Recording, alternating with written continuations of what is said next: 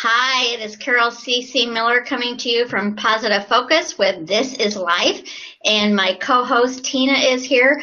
I'm coming to you from Chicago. Tina, share where you're at today. I am coming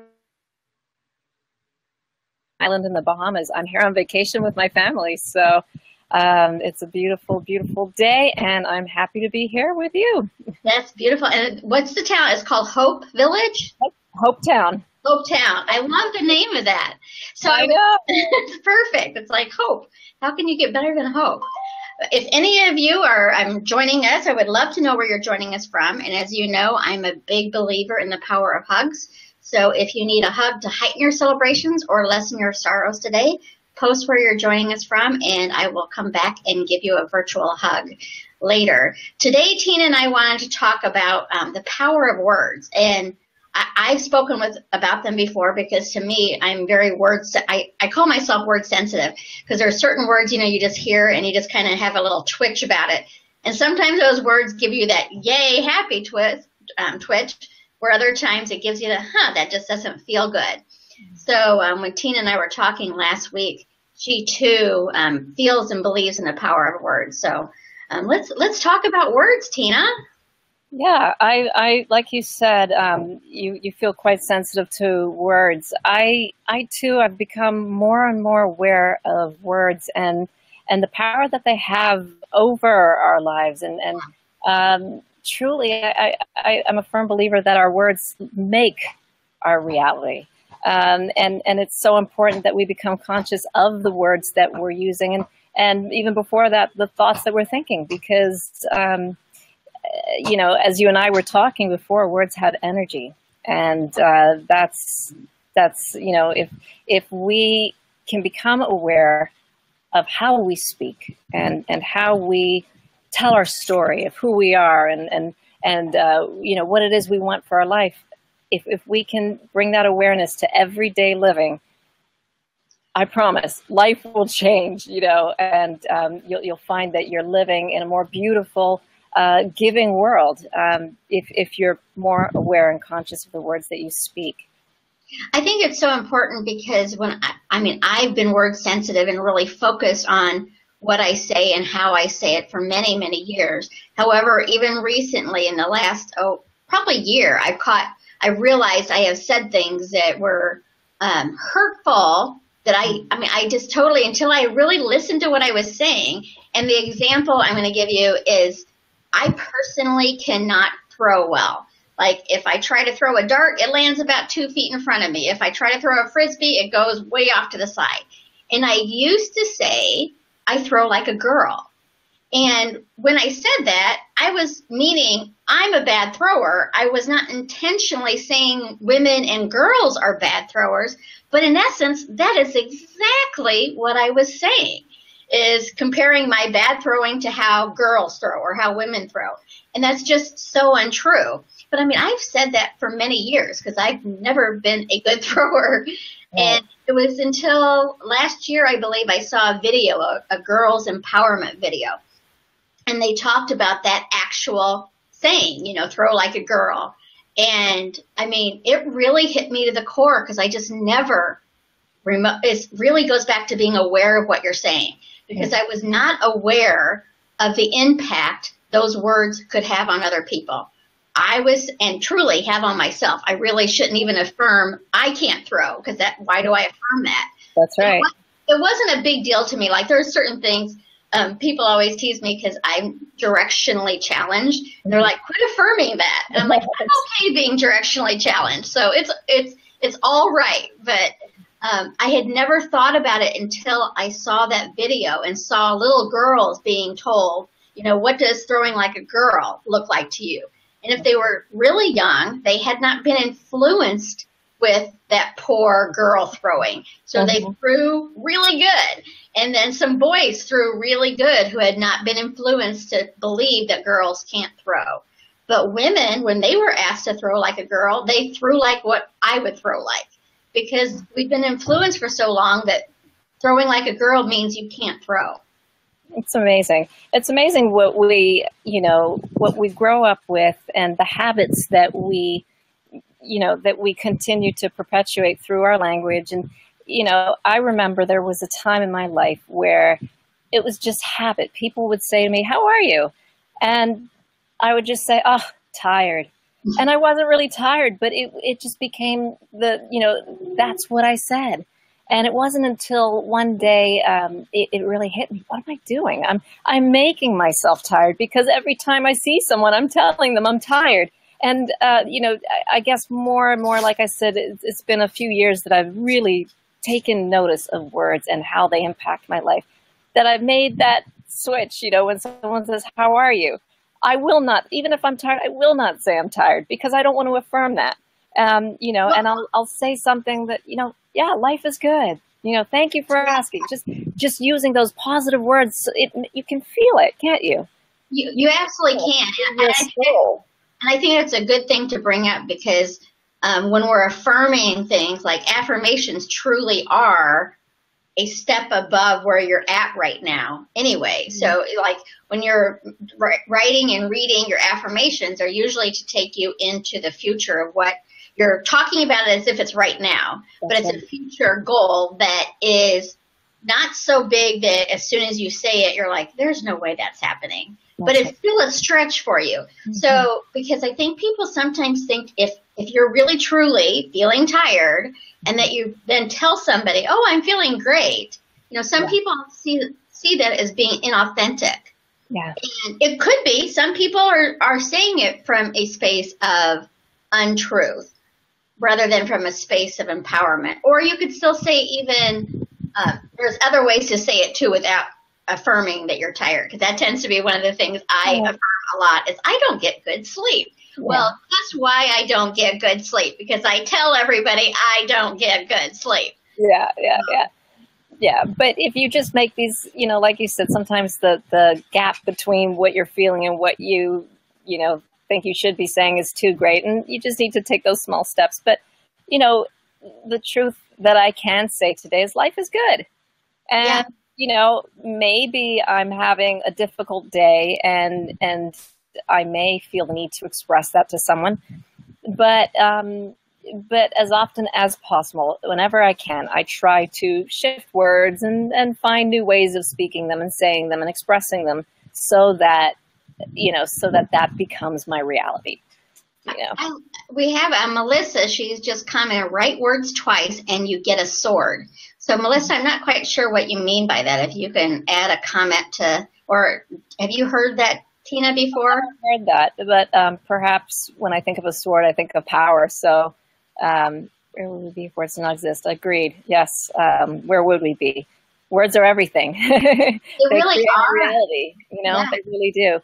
But I if I think about what a sword represents and power, and I think if you write words twice, or if you speak them, you accentuate a certain word, then that's power. And yes, okay.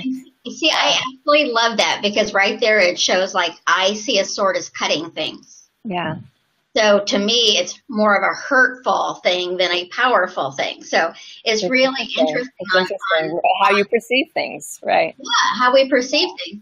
But even what you were saying about it being a good day and that you affirming that, one of the things that I catch myself changing with people and trying to get them to reframe, I'm like, stop it, Carol, is like people will say, "Oh, I can't, like, how are you? I can't complain." And I'm always, and I tell them, you know what, you could complain, you choose not to, but even on the best day, I can find something I could complain about if I wanted to. Right. So I really think it's to empower yourself, because to me, almost saying I can't complain is disempowering. We're saying I'm choosing not to complain. Try to eliminate those words of can't, or what else? Carol, help me out here. But yeah, those. You think you're saying something positive, but really you're adding a bit of negativity to it. Carol, are you familiar with Masaru Emoto and his studies on water? Oh yeah, I mean I know of it. I have not really studied it, but I think it's amazing. So share. For me, that's life-changing. Yeah, before you share that, I did have one thing I wanted to comment on what you said too, as far, and of course it's just escaped me. But when you were talking about It is gone. So go ahead and go to the water. Yeah, there was, a negative space, to be honest. And I came across the studies of Dr. Masaru Emoto, and what he did was this experiment where he froze water and looked at it under a microscope. And what he found was that pure, healthy, good water would produce these beautiful crystals that under a microscope you could see these wonderful, beautiful formations. But if the water was polluted, you couldn't see the crystals. They could not form. In fact, it just looked like a muck, or just something that just didn't look very appealing. So then he took the study further, and he started to look at how vibration of words affects the water. Yeah. And so he would either speak the words to the water or even attach words to a vial of water, let's say. And for example, words like love, joy, peace, happiness, beauty, those produced beautiful formed crystals when frozen and, viewed under a microscope. But interestingly enough, the words that, were negative nature, fair, ugly, you disgust me, I hate you, those words could not form crystals. And so, for me, what was so huge about... Have I frozen? I can hear you. You can hear me? Okay. Yeah. What was so huge about that for me was that it made me realize that if we are, what are we, 76% water? A lot. Right? So imagine how what we think about and what we speak about, what is that doing to the vibrational energy within us, and how is that impacting us, and how is that affecting our organs and every aspect of our life, But you can feel that. Maybe you were going to say something about that. Was that what you were going to say? You can feel the way words feel in your body. And I think that's the important thing. I mean, words do have power. I'm a big word person, but it's really what it emotes is the feeling behind those words. The word itself doesn't have the power as much as what it emotes in you. And I really remember what I was going to ask you when you were talking about, that sometimes you do need to talk to somebody about, a challenge or whatever. I mean, we all have that. I try to, because I'm not a big believer in venting. It does not mean I don't ever do it, but I don't believe it serves me to vent. So what I try to do is call a friend when I'm having a challenge and tell them, I need you to help me see this in a more loving way. And sometimes I'm not ready to see it in a loving way if I've had a really difficult conversation with somebody and I'm still not in that space of seeing their side of it, which doesn't happen often. But, there are times where we're just not ready to let go of that story that is hurting us. So I try to ask, I have a couple of friends that they're not going to go down the pity party with me and make it all about how dare they say that to you or treat you that way. They're going to share from a space of love and compassion on, how even that experience helps you grow and change while being loving to you and not blaming you necessarily. But I really do think it goes back to not stuffing your feelings, but the less you act upon your anger and hurt and fear, the better. Yeah. Have you read that book, The Four Agreements? I have. And I tell you. I have not. I've heard it's an amazing book. You know what? It is amazing. And it's one of those things that is so true. However, I'm still challenged with the take nothing personally. And I use this when I'm speaking here on Facebook or in any event or even in my coaching. It goes back to a line for me in the movie You've Got Mail. Did you ever see that movie? I did, yes. And so there's a scene where Meg Ryan is sick and at home, and Tom Hanks has just put her business out of business, and he's over visiting her. And he tells her it wasn't personal, it was business. And her response was, what do you mean it's not personal? Everything's personal. If it was kind of about losing the humanity part of it if you take the personal part out of it. So that's, I mean, I absolutely love Don Miguel Ruiz in that book. But that particular, as soon as I hear the take nothing personally part, I immediately jump into that. It is a challenge. And I think that especially when you're a sensitive person and you absorb things, it's very hard not to take things personally. But because that's such a huge problem for me, I've really, really been, and what I try to do, Carol, is when someone says something that perhaps hurts my feelings or goes deep down into my heart, I just try to remember it's not my stuff, or it's their story, not mine. And also to offer, in my mind, a bit of love and compassion for them, whatever it is that motivated them or led them to have that belief or thought about me or someone else or whatever it may be. I just try to lighten it by sending love to it and a little bit of understanding that it may not really be about me. Maybe it is. And in which case, sometimes you have to accept that sometimes, you're not always right, or you're not always doing things the right way. And sometimes it's good to listen to what people's thoughts are about, what it is you're doing, and accept it and move on. That's very true. But I think it's still the manner that it's approached in, because I know personally, and it certainly has changed over the years, but if you're going to come at me saying you did this wrong and that wrong and this and that and the other thing, I'm immediately going into defensive mode and saying, no, I didn't, rather than listening to you on what I could have enhanced rather than what I did wrong. So, I mean, there's many ways to share with people, your disapproval or however you want to phrase it. But I think when we go on the attack, at least again for me, I shut down and don't listen to it. So you're not going to change my behavior by attacking me in words, or certainly not physically. But so there's the compassionate conversations to be had. But it's so interesting. Don't take things personally. Yeah, but it's so true what Melissa just said about our, those are some of our, yes. In fact, there is someone in my life right now who I won't say who, but someone close to me who has been a challenge for a very, very long time, and always saying things that sting and really get to my heart. And because the way that I used to deal with different than now.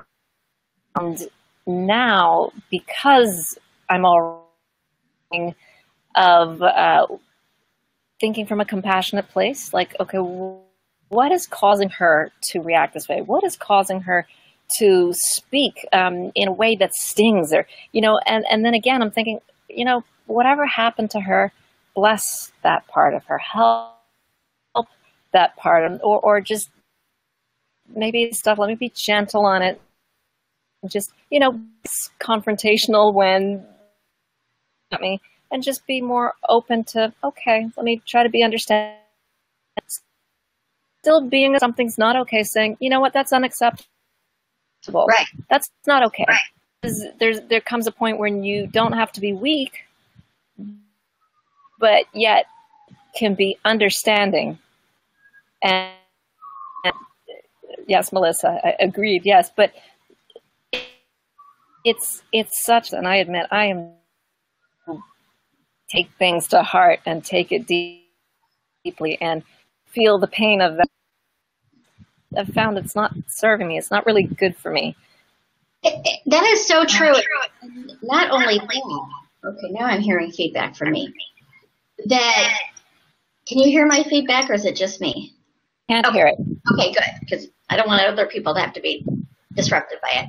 But I think that when you're taking things personally, like Melissa just said, that those people are our teachers, and you mentioned, and I've often said, yes, they are our teachers, but that doesn't mean you don't have, you still have a choice to walk away at some point. I mean, just to let people, spew whatever they need spewed at you. What you just said about, I had a similar situation in about a year and a half ago. I released that relationship, and it was a very, very dear friend in my life. And it was very, very hard, and it took quite a while to release it. But the more because I was stepping way too much into resentment for what was going on. And the more I started to release it, the more I was able to, as Melissa said, the growth and things, I was able to really see what I learned from that experience and to have compassion for me in it and have compassion for the other person in it and kind of not take it so personally, even though it's still one of those things. I was just going to ask you, because I call myself vertically challenged. I am 4'10", and some people can comment on my height, and it doesn't. I mean, most people can, and it does not bother me. But every now and then there will be somebody who says the exact same thing that 5 other people have said. You know, it might have been a month or 2 months ago, but it's no different. But that person, it just hits me to the core. And I was curious, do you have experiences like that where it's the same word, it's the same sentence, but it's who says it that impacts you more than the actual phrase? Well, that's deep. That person that gets to your heart. Is it someone that someone you don't know? It has been both. It's often by a stranger. Is more it the intention behind that you're feeling? That could very well be. It's interesting because, it's true. There are definitely those people in my life that just rolls off of me. He just leaves, it's no big deal. And then, I always just ask, what is it? Universe, trying to teach me what is causing me to feel this towards this person, and how can I shift it? And is that you're aware of it, and you take steps from there to shift it, right? Yeah. I have another question for you regarding the power of words. Again, we're both very cognizant of the words we use, and I definitely try to use the most compassionate, peaceful words. Like we were talking the other day, I'm not even a big fan of saying this triggered me, because triggering me brings me into shooting a gun. I have yet to come up with the word that works well for me, but I do have that reaction. Yeah. So what is your opinion on words having a collective energy on, like, because there are certain words that people use now as empowering words.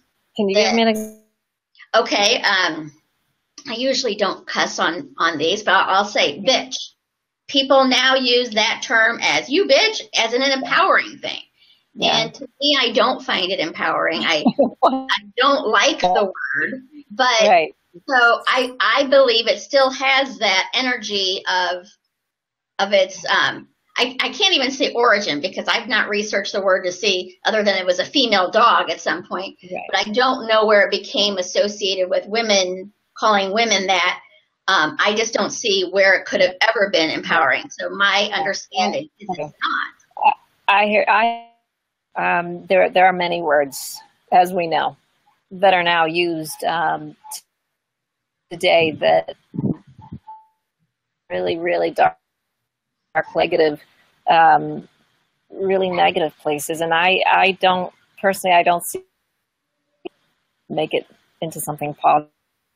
I don't know. I struggle with that too. And it's me to see young people in certain words that they shouldn't use, in my opinion. I think it does energy that impacts when it becomes it's used and what even use certain words and they don't even know where it's coming from. I do believe that it's having energetic impact on our society, don't you think? Yeah, I absolutely believe that. But I mean, I do know people who and I won't say it, but use the F word as an empowering thing. And I promise you, when I stub my toe, I have said it. So it's a word that is not in my vocabulary. And it's not even a word that, I try not to place judgment on it, but I still don't see how that's empowering. or like to kick somebody's ass. You know, it's like when you think about, I mean, people use that as like, go kick it, and it like, but it's still when you look at that actual term, it's a violent term. So I try to come up with more passionate ways to say things. I'm laughing. Go ahead. When you said the F giggle, thinking about the video that he's done on the F word. Whose video? Osho, O-S-H-O. Oh no, I haven't seen that. Oh, you must. It's really it's funny. It's enlightening, and I have to say that kind of view it a little bit differently. And yeah, so if you haven't seen it, everyone go. But it's he looks all. You can use the F word, and it's actually it, and maybe even had me change and shift a little bit about how it can be used. So well, and it probably can, and if that is true, then any of the words that we think we shouldn't be using could probably be shifted to. I mean, it truly goes back to how we feel about it. A word that recently came to my attention that I've used, and I'm still debating or thinking about its impact on me, is the word girl regarding a woman, you know, and I don't use it a lot, but I certainly use it. I have a blog that I've been writing for 9 years that is called Thoughts from a Positive Girl. I promise you, for the last 9 years, I have been well over 18 years old. Right. I say girl power and things like that. So I never felt like those were disempowering statements. And then I just recently watched a video from, I'm probably going to say her name wrong, Maya Bilak. She is a scientist. She's actually an actress on, it's a show I don't really watch, but, I can't think of the name of it. But she was a child star on a show called Blossom. Okay. And now she's on, it's a very popular TV show that I can't think of the name of, but it's all these brainiac scientists are on it. And she posted a video, I don't know, maybe 2-3 weeks ago, talking about it. And her example was, and I'm like, that is so true. She's like, you would never go into a bank and say, ask that boy bank teller a question. But you would go in and say, ask the girl bank teller. And so her whole point is of the power of words, that by continually calling adult women girls, we're saying that they're less than men, that we don't call men boys. Now, I got to say, in my coaching, especially when I'm working with women on dating, I often say there are a lot of adult boys out there, that their age may be they're men, but their behavior is not of a man. Right. So I do use that, but it's just been fascinating to me to think about, you know, that. And ever since I saw that video, now it's girl, girls, all I hear everywhere. It's interesting because I don't think in my culture in the Bahamas, you know, I'm Bahamian and I've grown up here. I don't think we say girl when you reach a certain age. It's either lady or woman. So for me, you know, I've heard girl power, obviously, but, you know, in the ways that you're using it, it's just not familiar to me. We don't use it that much. So I think it's also, it depends on where you live or how people in your community speak and perceived. It's just in my community, and you know, I'm speaking for myself, but I think it would be perceived, you know, when I say girl, I think of young. I think of, you know, and I wouldn't use it, but I don't. Yeah, it's interesting that you bring it up because it's not something that I've taken that much time to really think about. But now that you've brought it up, it's well, and it probably is a cultural thing then, because I had not thought of it as, and I don't even want to say it's derogatory, because for me, again, I'm small in stature, so I've been called girl, honey, sweetie all my life. And the vast majority of those don't bother me because I know it's coming from a good intention place. You can tell when people are intentionally being condescending to you, or at least I feel I can. And so those are the people that I'm like, I'm not your honey, you know, but otherwise it's like, it's totally fine. So I really try to look at the person who's saying it as much as I look at the words that are being said, especially since here for years I've been saying I throw like a girl. So until you're aware of the power of what you're saying could be hurtful to somebody, it's kind of hard to make that change. So I have a question for you. Yes. I would love to know what you would consider words, like words that are really those words in your life that you found that you've perhaps only recently implemented, or words that you use all the time that help you to feel good. What are the words that? Okay, that's a great question. Some of them are, I'm really big in reframing. So I'll give you the example of what I would have possibly used to say and now what I do say. Okay. I believe all of us, wherever we are right now today, is good and right and everything. So for me, saying, Tina, you can improve that, for me says there's something wrong, fix it. Right. So I use that, oh, you could really enhance that speech you're giving by saying X, Y, Z. Because it's still good for me, again. Just as Tina mentions, we really are speaking from our own experience. I can't tell other people, you know, what their experience is like. But I do believe in using the word enhance rather than improve. That's a huge one for me. Mm-hmm. How about you? Yeah, I, like you, I'm really about, changing the way that I used to say things and really affirming what it is that I do want.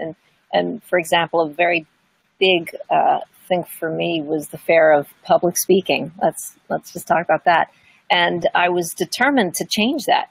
And so for a while I would say, I'm not going to be a friend. I'm not going to think of the things that scare me, or, and the day that I started to say, I'm going to step forth with courage, and I would say that every day, or I would just say, I have a brilliant, beautiful mind, and I'm going to use it. I love words like gorgeous, beautiful, amazing, brilliant. I just find that those words, said often enough, have the power to lift me up, and in the same way that you cannot enter a dark room with light and there still be darkness. To eliminate fear with power words. Yeah. I'm courageous. Again, just affirming what it is in life and stating it clearly. That, for me, powerful and empowering thing that I could ever do for myself. And so for that, I would have to say, speak, like we said earlier, I know we have different thoughts about what a sword is, but saying a word twice, say certain words that feel good for you more than once. Say them a few times until you become them, until you embody them. And at first saying I had a brilliant mind felt awkward to me because for some reason I had grown up thinking for so long that maybe I didn't exactly have, this brilliant mind. And who taught me that? I don't even. The day that I started speaking it and just saying it, affirming it, stating it, I have a brilliant mind, I started to believe it. And then you know what? One day I realized that I could speak eloquently without fear, or let's not even say without fear, courageously. And right? Just it's so I do have to say something though, Carol, because I'm on an island right now and I'm not in a house and my computer is very close to going dead, so I don't want to just suddenly cut out. So we have some time still, but okay. So if you cut out, I won't expect you back. Okay, but I think that was a great example. First of all, public speaking. They say people are more afraid to public speak than to die. So it is definitely one of those things.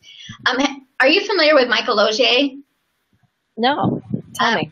He's definitely somebody that I would like to have on to to speak about, but he's a law of attraction teacher. I've known him since 2011. I actually hosted him here in Chicago. And ever since I've met him, he lives in my head because he's very big on not using the words don't, not, and no. Now, obviously, sometimes the word no is empowering, like it's standing up for yourself. So by no means am I saying to rid yourself of those three words completely, but we use them so often for things. So like instead of, one of his examples is somebody invites you to dinner. Instead of saying no, say, well, I would prefer to go to a movie, or I prefer to do this. So he uses the word preference. To say what you want instead of. Yeah, so you focus again on what you want rather than what you don't want. And he has a whole thing about using those words in examples. So anytime I say the word don't, not, or no now, it's like I got Michael in my head talking to me. I'm like, and I tell him that all the time. I'm like, you live in. That's powerful for raising kids, by the way. But it's interesting because, again, I love reframing words. And there's a saying that I don't say it as much anymore. And I don't even know, but I know like in some cultures, it's just a common phrase. But to say, I hear it all the time, no worries. Right. Like, well, if I believe on what I'm saying and focusing on and creating more of, I try not to say that. I've still not come up with a good solution. Sometimes it's somebody saying thank you for something. So instead of saying no worries, I say you're welcome. But there are still times where I hear it like, I'm like, what could have been a better way to, and I just use a word right there, better. How could I have enhanced that by saying it differently? So it's living in my head sometimes. I would try to be aware of that because I say it all the time. I've probably said it to you, but I do. I say, no worries. Yeah. I mean, well, and I know that like in Jamaica, that is a big thing to say. So yeah, the Bahamas too. Yeah. So it could very well be a cultural thing. But when you take those two words and separate them, the energy of it. Yeah, that's true. It's like, whoa. So it's I remember when I first get into law of attraction, and again, I've always been a positive person, but the more I studied it and things, I remember when I first started, I'm like, I have to monitor my thoughts. Are you crazy? What we have like 60,000, 70,000 thoughts a day. How am I going to do that?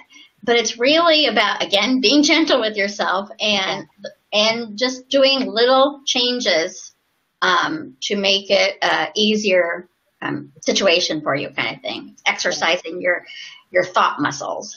It takes awareness. You have to really, make that commitment to become aware. And once you start doing it, it's amazing. It almost becomes like second nature after a while, and you become more aware. And so perhaps implementing a practice every day that helps you to do that.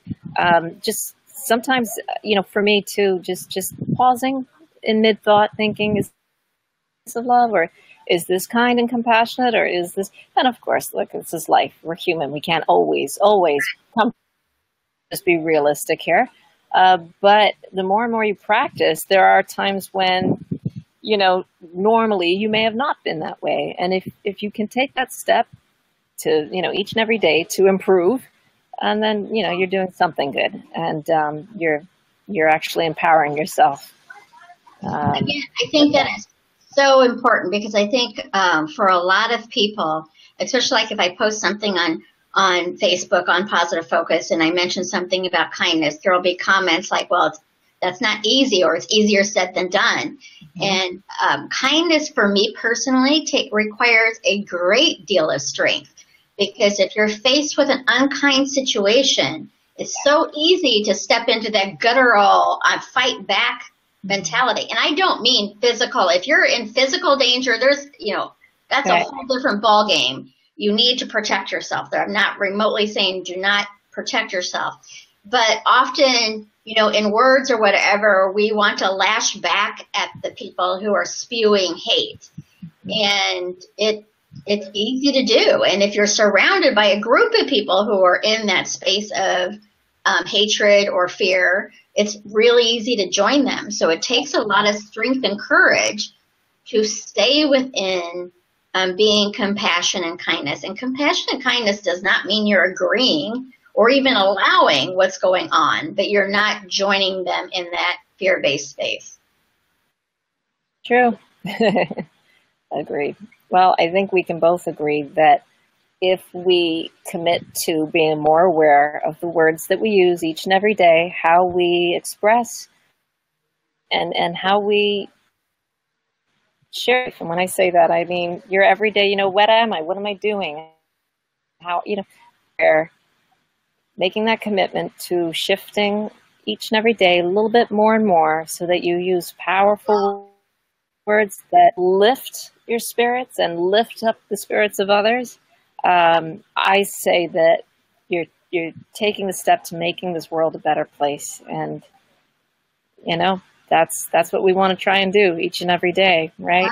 Well, and it's truly, and I know I've said this before, that it's sometimes when we're wanting the world to be a better place, it gets so overwhelming to think about fixing things, but it truly is impactful for you to live. If you want peace in the world, be peaceful in your world. If you want more love in the world, be more loving in your world. If you want more kindness in the world, be kinder in your world.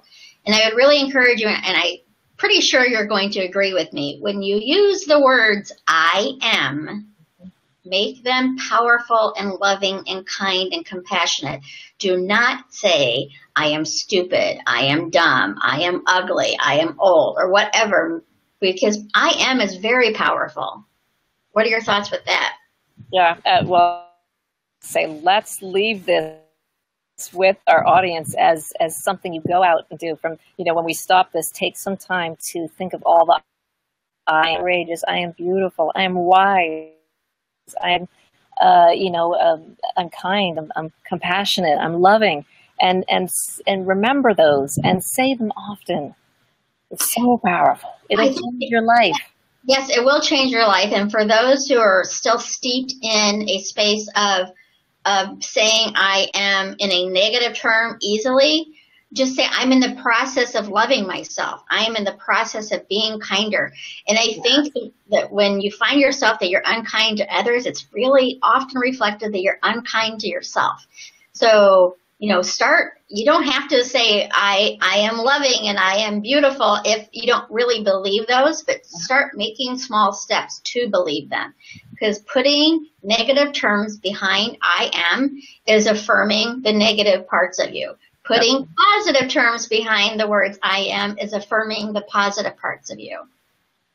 Yeah, agreed. And with that, I think this might be a good time for me to say goodbye because I have 2% left on my computer and I feel like it's just going to cut out any minute now. So, well, and you have a presentation to go get ready for tonight. So you enjoy that, and thank you. We will talk again soon. So again, as always, it's wonderful speaking to you, and it was a great topic to speak on because it's something that's changed my life, and I know it changes everyone's life when they can begin to more positive and powerful ways. So thank you for talking with me today on that subject. It's been great doing this show with you. Yeah, and I'm sure we'll talk about words again because it's really a big thing for both of us. So go out there and enjoy the beautiful town of Hope and have a great presentation tonight. We'll talk soon. Thank you so much. Goodbye, everyone. Take care. Bye, Tina. Bye. Okay. So again, the whole point of words for me is to really focus on my awareness of them. And I've mentioned it many times before. Awareness is the key because when you're aware of what you're saying, you can make changes to it. When I had said earlier in the conversation that I had been saying for years that I throw like a girl, I was so unaware of how that sounded to other people. I was just affirming to myself, which honestly wasn't the best choice either, that I couldn't throw well. So when you're aware of it, then you can make changes or you can continue doing it. It really is up to how you feel about it. The power comes from your own feeling rather than how I feel about it or how Tina feels about it. I do believe words have a conscious, an energy that have been used with that word forever. I'm going to go watch that Osho video and see how he refers to shifting the energy of words. But I really encourage you to focus on what's going to bring you into a space of kindness and love and compassion for yourself, and then use it on your friends, use it with your family, and I promise you, the more that you find love in your heart, the more you find kindness in your heart, the more you find empathy in your heart, the more you find compassion in your heart, then you're going to share that more. And the more you fill yourself up with love, the better you're going to be able to share with others. So really quickly, again, just be aware of what you're saying. Always, I don't think I said it today. Take some deep breathing when you get into a fearful space to fill your body up with oxygen, to be able to make the best decisions for you in the moment, and to reframe those words. It's just gentle little steps. It's from improve to enhance. And if the word improve works for you, use the word improve. For me, improving is fixing something, and I think things are really good. So it's more for me enhancing. It matters on how you feel about it. Listen to your feelings, because that's where you know if you're coming from a space of love or if you're coming from a space of fear. And then you can shift it from there. So I hope these tips helped you regarding the power of words today. And just a quick little update. Again, Tina's going to be in Phoenix the first weekend of May at the International Women's Summit Conference. I am usually at the Celebrate Your Life conferences. This particular one I'll miss because I'm speaking at another one. Such amazing, powerful speakers are going to be there, so I encourage you to go. I also, if that's not to your taste, I would love to see you in Santa Fe, where I'm going to be with Mike Dooley and the Train the Trainers. And it's 4 days talking about infinite possibilities and being trained in the work of infinite possibilities. You can either, well, you will get a certificate that you're a trainer, but for me, I mean, I use it because I do positivity training, but I know many people come to that conference just to learn how to use infinite possibilities in their own life and aren't teachers and trainers and mentors. So it's really about living your best life through infinite possibilities. And it's Global Free Hugs Weekend. So we're going to be doing Global Free Hugs in Santa Fe with the attendees there and the team there. So I'm looking forward to that. And you can join me for Global Free Hugs anywhere around the world. It's make a free hug sign, grab a couple of friends, and stand out in a public location and offer hugs. You can look and see. We got lots of videos on how we've done it in the past, and I will share the link on how you can find out more information and sign up to join us. I think right now we have huggers on 4 continents. We're missing huggers in Australia, in South America, and I've yet to get a hugger in Antarctica. So if anybody knows of anyone who's in Antarctica who can just do a couple of hugs, May 6th and 7th, and get a picture and send it to me, I would be forever grateful.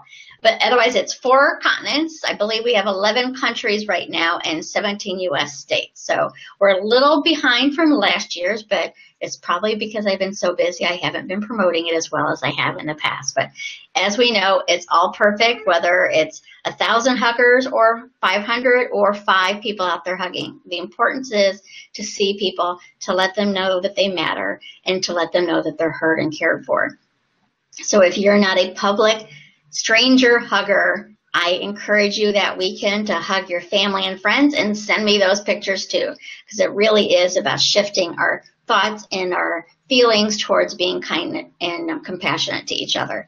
So that's what I've got today. We'll be back again. I'm going to try to do this every day at noon, but definitely every Tuesday and every Thursday with different opportunities and different people to talk about ways for us to heighten our celebrations and lessen our sorrows through a positive focus.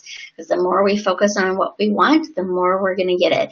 The more we realize that in the messy parts of life, there is beauty there to be seen, the more that messy part is going to be beautiful to us. So, you know, life throws us some curveballs that we don't know, that we're not in control of, yet we are in control of how we react to them. So kindness, being gentle with yourself, being gentle with others, knowing we're all trying to do our best is some tips that I'm going to leave you with today. So you go out there, share your smile, share a hug, share a kind word, share it to yourself to remind yourself that you're an amazing person. You're one person in 7 billion people. That in itself is pretty impressive. So go out there and have a great day, and we will talk very soon. Bye-bye for now.